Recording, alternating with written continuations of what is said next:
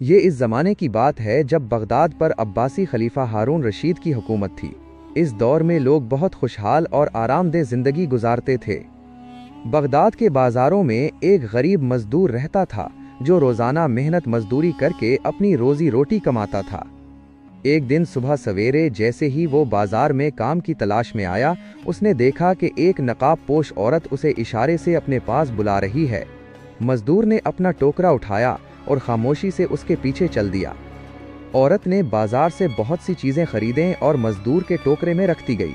پھر وہ اسے اپنے پیچھے لے کر ایک خوبصورت اور شاندار محل میں داخل ہوئی۔ محل کے اندر ہر طرف قیمتی سامان سجا ہوا تھا۔ ایک بڑی مسند پر ایک اور عورت بیٹھی تھی جس کے انداز سے صاف لگ رہا تھا کہ وہ گھر کی مالکن ہے۔ مزدور نے ٹوکرا اتارا اور ایک طرف کھڑا ہو گیا۔ اتنے میں مسند پر بیٹھی عورت نے آواز دی، صافی صافی۔ ایک خوبصورت عورت اندر آئی۔ وہ مالکن سے بولی، بہن زبیدہ، میں ابھی کھانے کا انتظام کرتی ہوں۔ مالکن نے، جس کا نام زبیدہ تھا، کہا، دیکھو امینہ سامان لے آئی ہے، کہیں کوئی چیز رہ تو نہیں گئی۔ صافی نے تمام سامان اندر رکھوایا۔ اس کے بعد زبیدہ نے مزدور کے ہاتھوں میں 2 دینار دیے۔ اتنی زیادہ مزدوری پا کر مزدور بہت خوش ہوا، لیکن ساتھ ہی وہ حیران بھی تھا کہ اتنے بڑے گھر میں کوئی مرد کیوں نہیں ہے، نہ مالک نہ غلام۔ پیسے ملنے کے بعد بھی جب وہ کھڑا رہا تو زبیدہ نے پوچھا، اب کیوں کھڑے ہو، جاتے کیوں نہیں؟ مزدور نے دلیری سے کہا، گستاخی معاف ہو، میں ایک بات عرض کرنا چاہتا ہوں۔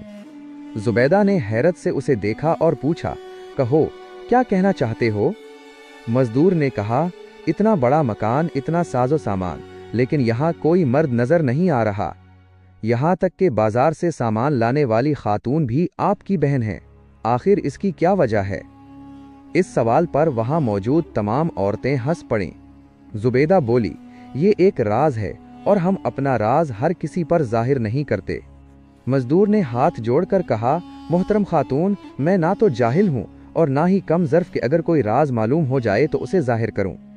زبیدہ اور زیادہ ہنسی اور بولی، اچھا، اگر تم دیکھنا ہی چاہتے ہو تو اس شرط پر یہاں رک سکتے ہو کہ جو کچھ بھی دیکھو گے اس کے بارے میں کوئی سوال نہیں کرو گے۔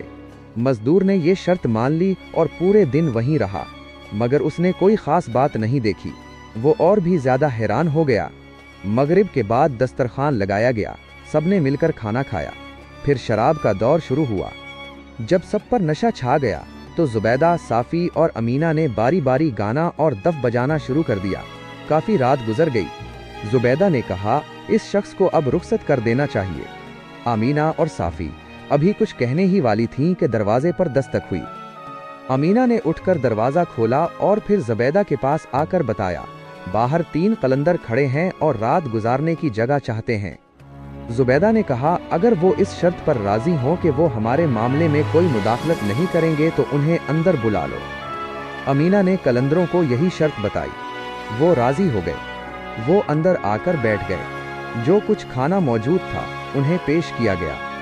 اس کے بعد سب مذاق میں کہنے لگیں، آج ہمارے مہمان ایک مزدور اور 3 یک چشم قلندر ہیں، آج خوب محفل جمے گی۔ پھر سے گانا بجانا شروع ہو گیا۔ اسی دوران دروازے پر پھر سے دستک ہوئی۔ امینہ نے دروازہ کھول کر دیکھا تو باہر 3 شریف سوداگر کھڑے تھے اور رات گزارنے کی اجازت مانگ رہے تھے۔ یہ تینوں دراصل خلیفہ ہارون رشید، ان کے وزیر جعفر اور غلام مسرور تھے۔ وہ رات کو اپنی اصلیت چھپا کر شہر میں گھوما کرتے تھے تاکہ اپنی رعایا کے حالات کا پتہ چل سکے۔ وہ گانے بجانے کی آواز سن کر یہ معلوم کرنے آئے تھے کہ کیا ہو رہا ہے۔ جب امینہ نے آ کر زبیدہ کو بتایا تو زبیدہ نے پھر سے وہی شرط رکھی۔ انہوں نے بھی شرط مان لی اور اندر آ گئے۔ زبیدہ نے ان سے پوچھا، آپ کا یہاں کیسے آنا ہوا؟ جعفر نے آگے بڑھ کر کہا، ہم موصل کے سوداگر ہیں، ایک دعوت میں گئے تھے جہاں ہمیں دیر ہو گئی۔ اب اگر ہم کاروان سرائی کی طرف جاتے ہیں تو راستے میں محتسب ہم سے پوچھ گچھ کریں گے، اسی لیے ہم یہیں سے گزر رہے تھے کہ یہاں سے آوازیں آئیں۔ ہم سمجھے کہ گھر والے جاگ رہے ہیں، اسی امید پر ہم نے دستک دی کہ شاید ہمیں رات رہنے کی اجازت مل جائے۔ خدا کا شکر ہے کہ آپ نے ہماری درخواست قبول کر لی۔ امینہ اور صافی نے انہیں شراب پیش کی، لیکن انہوں نے عذر کیا اور ایک طرف خاموشی سے بیٹھ گئے۔ باقی لوگ برابر پیتے رہے۔ جب تینوں عورتوں نے دیکھا کہ یہ لوگ اب آرام کرنا چاہتے ہیں تو وہ اٹھ کر हौज के पास बैठ गईं। कलंदर और खलीफा की हैरत। तीनों औरतों ने मजदूर को बुलाया और उसे सामने बंधी हुई 2 कुत्तियों को लाने का हुक्म दिया। मजदूर उन्हें खोलकर सामने ले आया।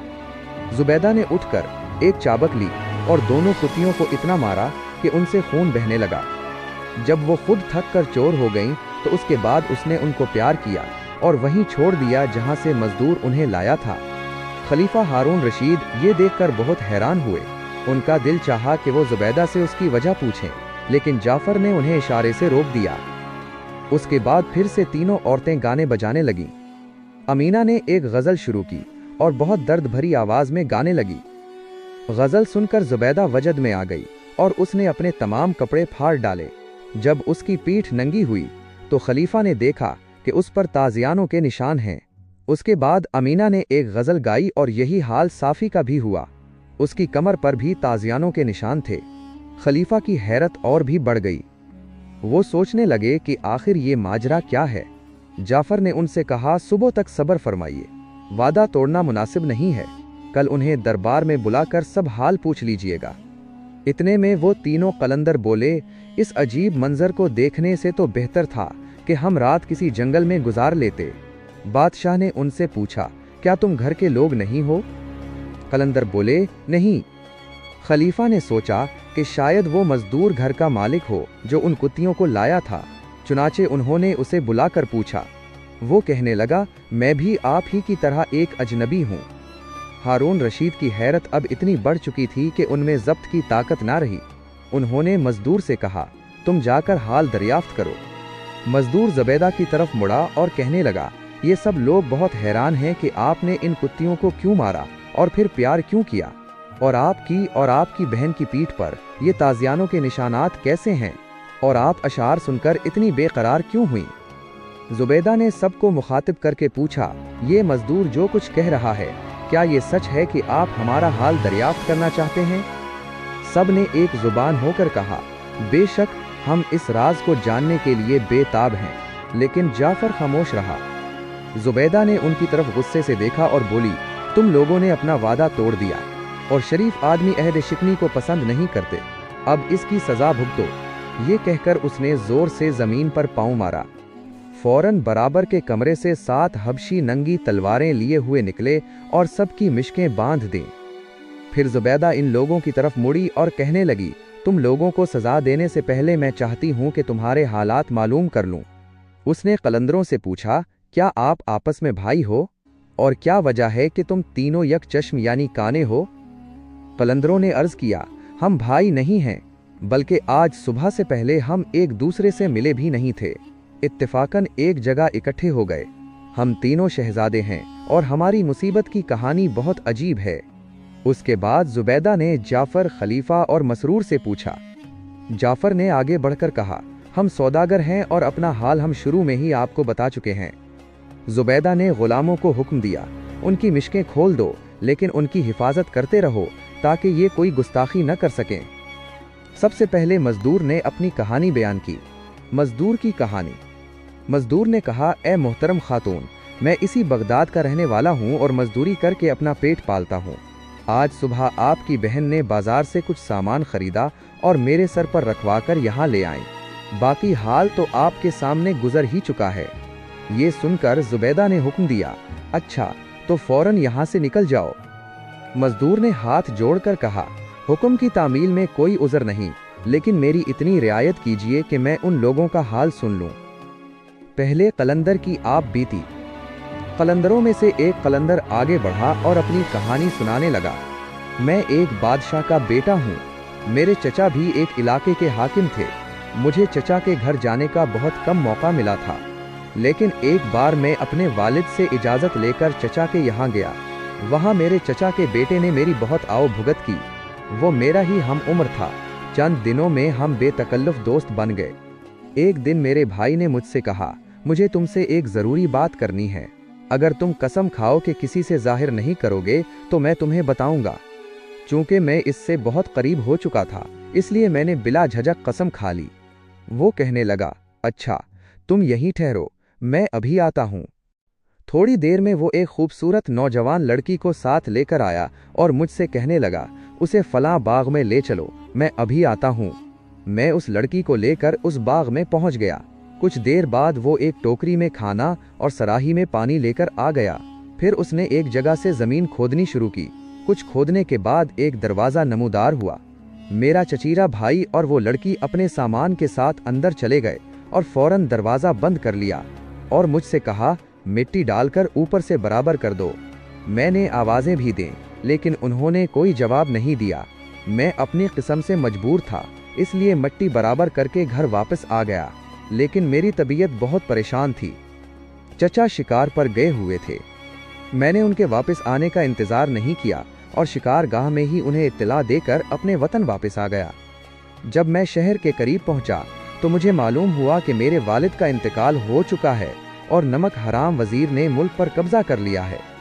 जैसे ही मैं शहर में दाखिल हुआ, सिपाहियों ने मुझे गिरफ्तार कर लिया और नमक हराम वजीर के पास ले गए। ये वजीर मुझसे पहले ही नाराज था।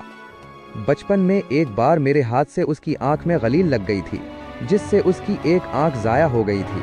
अब इसे इंतकाम का मौका मिल गया। मुझे देखते ही वो गुस्से में आ गया और मेरी आंख में उंगली डालकर मेरी आंख बाहर निकाल ली। फिर एक शख्स को हुक्म दिया कि उसे ले जाकर कत्ल कर दो। वो शख्स मेरे वालिद का वफादार था। वो मुझे शहर से बाहर ले गया और छोड़कर कहा, आप यहाँ ना आइएगा, वरना मेरी और आपकी ज़िंदगी की खैर नहीं। मैं वहाँ से भागकर फिर चचा के पास आ गया और उन्हें सब हाल सुनाया। चचा अपने बेटे की गुमशुदगी की वजह से पहले ही गमगीन थे। मेरी ये हालत देखकर वो और गमगीन हो गए। उस वक्त मैंने सोचा कि उन्हें उनके बेटे का असल किस्सा सुना दूं, ताकि उन्हें कुछ तसल्ली हो। चुनाचे मैंने अपनी किस्म तोड़ दी और सारा वाकया चचा से बयान कर दिया। चचा इसी वक्त बाग में गए और ज़मीन खोदकर इस तहखाने में दाखिल हुए। वहाँ जाकर उन्होंने क्या देखा कि मेरा चचाजाद भाई और वो लड़की एक दूसरे के साथ लेटे हैं और वो दोनों मर चुके हैं। मेरे चचा ने गुस्से में कहा, अच्छा हुआ दोनों मर गए। दुनिया में भी उन्हें सज़ा मिल गई और क़यामत के रोज़ भी वो दोज़ख में जलाए जाएंगे। मैंने हैरत से चचा की तरफ देखा कि उन्हें गम से ज़्यादा गुस्सा क्यों है, तो वो कहने लगे, ये बदनसीब जिस लड़की के साथ पड़ा है, ये उसकी सगी बहन है। उसने मुझसे छुपाकर ये तहखाना बनाया था और तुम्हें धोखा देकर अपनी बहन के साथ यहाँ आ गया था। उसके बाद हम वहाँ से वापस आ गए। अभी कुछ दिन भी आराम से ना गुजरे थे कि वही नमक हराम वजीर फ़ौज लेकर मेरे चचा के मुल्क पर भी चढ़ आया। हमारे पास सामान बहुत कम था और फ़ौज भी ज़्यादा ना थी, इसलिए हमें शिकस्त हो गई। मेरे चचा भी इस लड़ाई में शहीद हो गए। मुझे वहाँ से भी निकलना पड़ा। अब दुनिया में मेरा कोई ठिकाना नहीं था। मैंने कलंदर का भेस अपना लिया और जगह जगह भटकने लगा। चुनाचे आज मैं बगदाद में पहुंचा और उन दोनों कलंदरों से भी आज ही मुलाकात हुई। ये किस्सा सुनकर जुबैदा ने इसको माफ़ कर दिया और जाने की इजाज़त दे दी। वो कलंदर भी एक तरफ खड़ा हो गया ताकि बाकी लोगों की कहानियाँ सुन सके। दूसरे कलंदर की दास्तान। अब दूसरा कलंदर उठा और उसने अपनी कहानी सुनाना शुरू की। मैं भी एक बादशाह का बेटा हूँ। मेरे वालिद ने मेरी तालीम के लिए बेहतरीन असातिज़ा मुकर्रर किए। मैंने उनसे हर तरह का इल्म और फ़न सीखा। मेरे काबिलियत की शोहरत दूर दूर तक फैल गई और सब बादशाह मुझे इज्जत की नज़र से देखते थे। एक बार हिंदुस्तान के एक राजा ने मुझे अपने यहाँ बुलाया। मैं कुछ आदमियों के साथ सफ़र पर रवाना हो गया। रास्ते में डाकुओं के एक गिरोह ने हमें घेर लिया। हम में बहुत ज़बरदस्त जंग हुई। हालांकि हम बहुत बहादुरी से लड़े और जमकर मुकाबला किया, लेकिन हमारी तादाद बहुत कम थी और डाकू बहुत ज़्यादा थे। मेरे सब नौकर एक एक करके मारे गए और मैं भी जख्मों से चोर होकर गिर गया। डाकू हमारा सारा सामान लौट कर मुझे मुर्दा समझकर छोड़ गए। जब मुझे होश आया तो मैंने अपने जख्म बांधे और बहुत मुश्किल से वहाँ से चलने लगा। रास्ते में कोई आबादी नहीं मिली। मैं दरख्तों के पत्ते और जंगली फल खाकर गुजारा करता रहा। इसी तरह गिरता पड़ता कई दिनों के बाद एक शहर में पहुंचा। मैं बाजार से गुजर रहा था कि एक दर्जी ने मेरी ख़राब हालत देखकर मुझे अपने पास बुलाया। जब उसे मेरा सारा हाल मालूम हुआ तो उसने कहा, तुम मेरे साथ रहो, लेकिन किसी को अपनी असलियत मत बताना, क्योंकि यहाँ का बादशाह तुम्हारे वालिद का दुश्मन है। कहीं तुम्हें कैद न कर लिया जाए। मैं दर्जी के घर रहने लगा। जब मेरे ज़ख्म ठीक हो गए तो मैंने सोचा कि अब मुझे खुद मेहनत करके गुजारा करना चाहिए। दूसरों पर बोझ बनना मुनासिब नहीं। चुनाचे मैं जंगल में जाता और लकड़ियां काट कर लाता और उन्हें बाजार में बेच देता। एक दिन मैं लकड़ियां काट रहा था कि एक बहुत पुराने दरख्त के नीचे मुझे एक लोहे का कुंडा नजर आया। मैं समझा कि शायद कोई खजाना है। मैंने वहां से मिट्टी हटाई तो एक दरवाजा नजर आया। मैं झुककर उसके अंदर चला गया। मेरे हाथ में कुल्हाड़ी थी। थोड़ी दौड़ आगे बढ़ा तो एक शानदार महल नजर आया। इसके दरवाजे में एक खूबसूरत औरत खड़ी थी। वो मुझे देखकर पूछने लगी, तो कौन है और यहाँ कैसे आया? मैंने उसे सारा किस्सा सुना दिया। वो कहने लगी, खुदा का शुक्र है, आज बहुत अरसे के बाद मैंने किसी इंसान की शक्ल देखी है। फिर वो अपना हाल सुनाने लगी कि एक जिन उसे घर से उठाकर यहाँ ले आया है। वो 9 दिन कहीं बाहर रहता है और 10वें दिन मेरे पास आता है। सिर्फ एक दिन रहकर चला जाता है। तुम मेरे पास रहो, मैं तन्हाई में बहुत परेशान होती हूँ। हर 10वें दिन तुम बाहर जाया करना और 9 दिन मेरे पास आराम से रहना। यहाँ किसी चीज की कोई कमी नहीं है। उसके बाद उसने मुझे अच्छे कपड़े दिए। मैंने गुस्ल वगैरह से फारिग होकर कपड़े पहने और बेहतरीन फल और खाने खाए। इसी तरह रहते हुए मुझे 4 दिन गुजर गए। 5वें दिन मुझे उस औरत के सरहाने एक आईना नजर आया। मैंने उससे पूछा, ये क्या है? वो कहने लगी, ये एक तिलिस्म है। जब मुझे जिन को बुलाना होता है तो मैं उसे हाथ लगा देती हूँ और जिन आ जाता है। मैंने अपने दिल में सोचा कि अगर मैं ये आईना तोड़ दूं तो यकीनन वो जिन मर जाएगा या उसे ऐसा सदमा पहुंचेगा कि वो उस औरत पर काबू नहीं रख सकेगा और हम दोनों यहाँ से आज़ाद हो जाएंगे।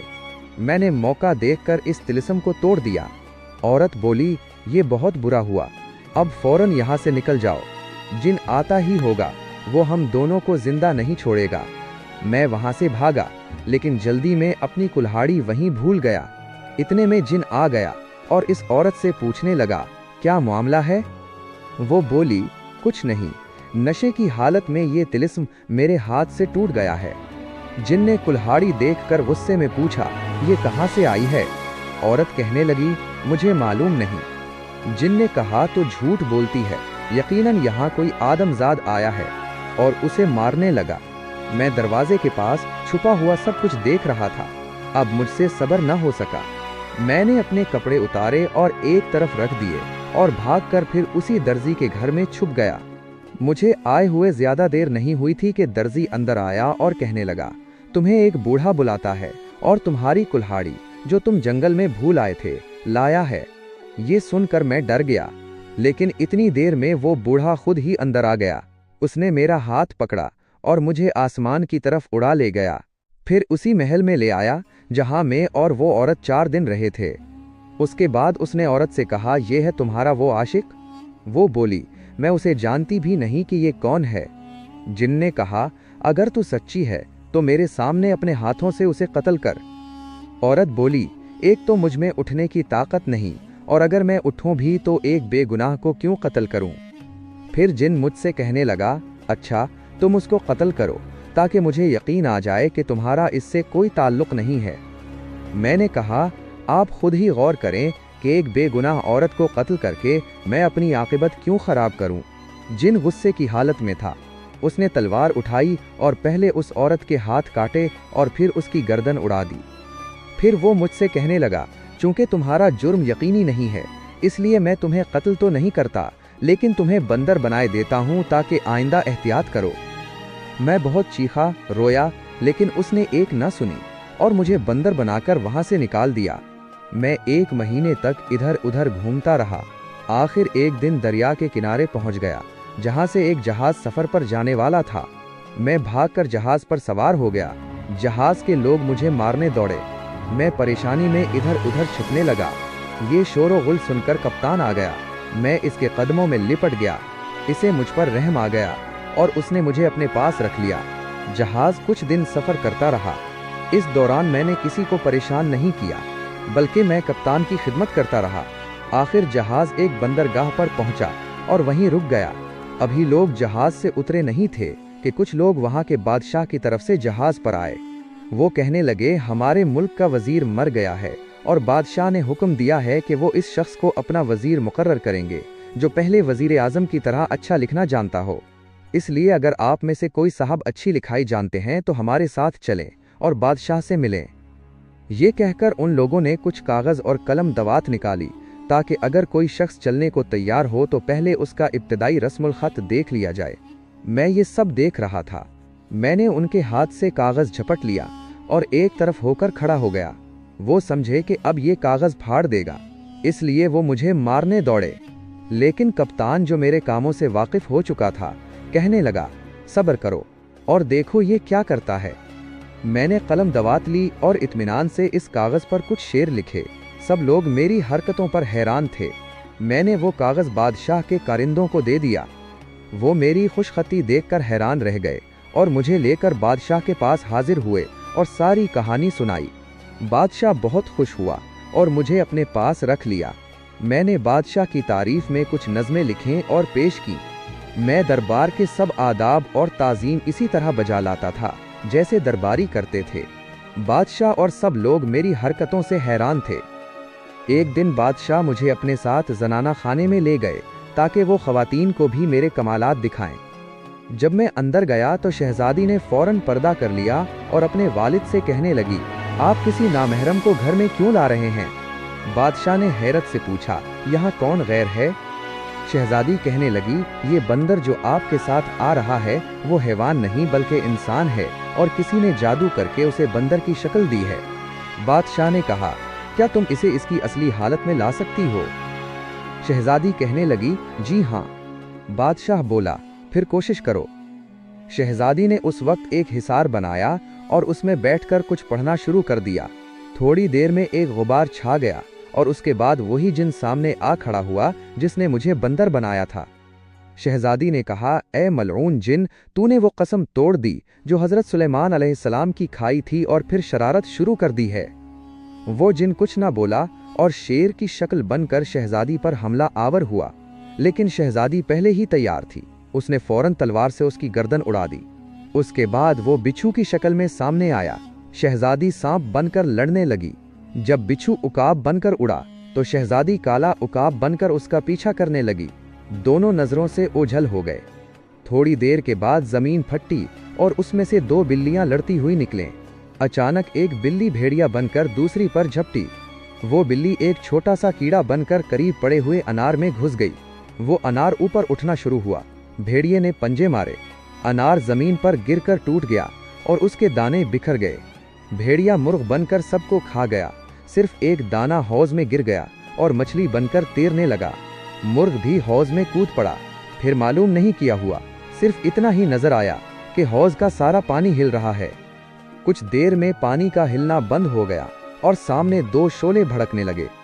गौर से देखा तो मालूम हुआ कि जिन और शहजादी आग के शोलों की सूरत में एक दूसरे से लड़ रहे हैं। वो हमारे करीब आए। आग इतनी बढ़ी कि सारा मकान जल जाने का खतरा हो गया, लेकिन शहजादी इन शोलों को बराबर ठंडा करती रही। फिर एक चिंगारी मेरी आंख में गिर गई और आग बुझ गई। बादशाह और दूसरे लोग भी इस मुसीबत से परेशान थे। इसी वक्त शहजादी अपनी असली सूरत में नमूदार हुई और कहने लगी, मैंने जिन को तो जला दिया है, जल्दी से थोड़ा पानी लाओ ताकि उस बंदर को इसकी असली सूरत में ले आऊं, क्योंकि मेरा भी काम तमाम हो चुका है और मैं चंद मिनट की मेहमान हूं। पानी लाया गया। शहजादी ने इस पर कुछ पढ़ा और मेरे ऊपर छिड़का। मैं फौरन अपनी असली हालत में आ गया। फिर शहजादी ने एक चीख मारी और जलकर राख का ढेर हो गई। ये हालत देखकर मुझे बहुत दुख हुआ कि वो बेचारी सिर्फ मेरी वजह से अपनी जान गंवा बैठी है। बादशाह को भी बेहद सदमा हुआ। वो मुझसे कहने लगे, ये मुसीबत सिर्फ तुम्हारी वजह से आई है, इसलिए यही बेहतर है कि तुम यहाँ से चले जाओ, वरना जब मैं तुम्हें देखूंगा तो अपनी जवान बेटी का गम ताज़ा हो जाएगा। चुनाचे मैं इसी वक्त रोता हुआ वहाँ से चल दिया और कलंदर बनकर आज ही बगदाद में आया हूँ। अब जुबैदा ने उसका किस्सा सुना और कहा, मैं तुम्हारा कसूर माफ़ करती हूँ और तुम्हें इजाज़त है कि यहाँ से चले जाओ। लेकिन उसने भी बाकी लोगों का हाल सुनने की इजाज़त चाही और एक तरफ खड़ा हो गया। अब तीसरा कलंदर उठा और अपनी दास्तान शुरू की। सामीन किराम, तीसरे कलंदर की कहानी सुनने के लिए जुड़े रहिए हमारे चैनल के साथ और सब्सक्राइब करना हरगिज़ मत भूलिए। मिलते हैं अगले एपिसोड में, तब तक अस्सलाम वालेकुम वरहमतुल्लाह।